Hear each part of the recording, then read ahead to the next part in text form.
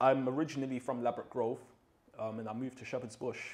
And in Shepherd's Bush, I lived on one of the main roads where all the boys from Shepherd's Bush lived, Conningham Road, yeah? And my next door neighbour was the same age as me, and he went to a secondary school, right? Where all the boys from Shepherd's Bush were from, same age as me. But I'm a Ladbroke Grove boy.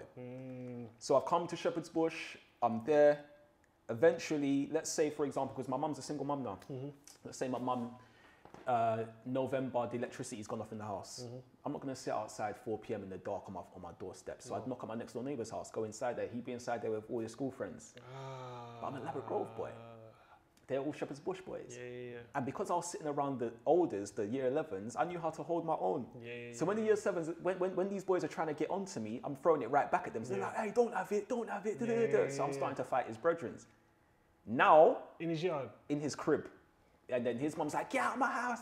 So there's tension now between me and my next door neighbour. But what that's doing is now it's the person I've got into a fight with wants to scrap me, right? So I've got into a fight with him. Fight went the way the fight went. He started saying how, yeah, Omar said this about you to people in the area. Omar said that about you. Next thing you know, all these boys from these schools are coming to me saying, what, are you Omar Tackie? What's this I'm hearing you said about me? Now, pride.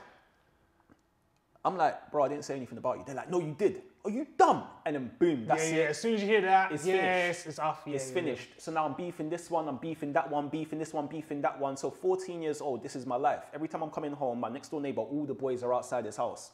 They say about 15 of them. My house is upstairs, his is downstairs. So I have to beef to get into my crib. Or I'll just go to my boy's yard and then have to come to my house later when they're all gone. So that was my life, consistently. Then they start coming to my school for me. So my house at home isn't safe. You know what I mean? So that was my continuous journey from secondary school. And then one situation happened in secondary school where they came to the school and I told all the boys in my school to come outside and fight. Now, I went to secondary school in South London.